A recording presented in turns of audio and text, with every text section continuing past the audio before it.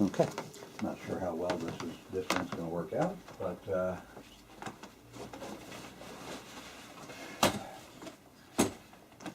and this is not mandatory. As a matter of fact, this is what we're going to talk about right here. Is something you can choose to do or not. As I say, it's not mandatory for the style. What we have is our pellet bag. This one's actually filled with sand and triple stitched. You get them from jewelry supply stores.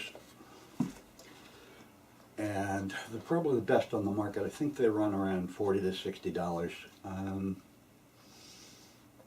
You know, it's going to be your question as to whether or not you want to spend that. But long term, this can be a great conditioning tool. Most people out there, if you've watched any Saturday night kung fu shows or whatever, have heard of at least iron palm training. This is not exactly what we're talking about here. We're just talking about more traditional conditioning. You can work the palm, palm heel strikes, the shuto, the knife hand,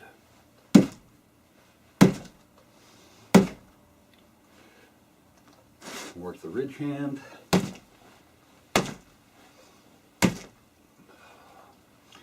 you can work fingers, straight fingers. Now what you want to do is not what I'm doing. What you want to do when you first get started with this is just go slow, get used to it. I'll try to go slower actually. You go slow, you just try to get used to it, you're just beginning to condition your hands.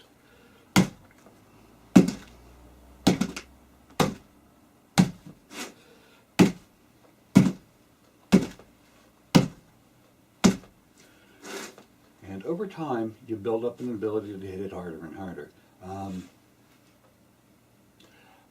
Some will say that this desensitizes the hands. I find that to be not true.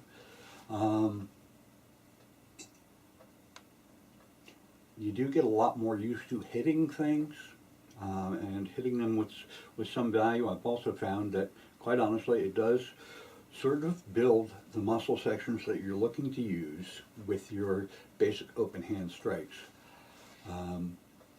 Again, this is something you can practice or not. That's completely up to you.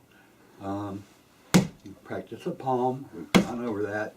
We're going to go over the knife hand in the yellow belt striking set. So we'll get to that. Hi, Buddy, my cat. Kato to the world Kato. Yay, Kato. I guess that's as good a time for a break as any. Again, start slow. Start very slow. You can really hurt yourself on one of these things if you don't know what if you're not ready to be throwing your full weight into it. You can break fingers, you can buck up your tendons and shit. I mean, it's traditional training tool, and I would imagine at this point in history, tens of thousands of people have used something like this over the years to condition their hands. But I am sure that anyone that did it well started off slow and worked their way up. This is just this is something you'll do throughout your lifetime. If you're serious about staying in the arts, this is something that you'll probably do throughout your lifetime. It's not belt specific, so to speak. It's not something you're going to get a belt for.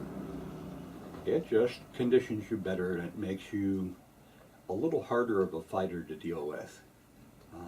If that's something you're looking to do, then by all means, get yourself a pellet bag. You can use iron. You can use, I prefer sand at this point in my life. I did iron as a kid, steel shot, I guess, actually.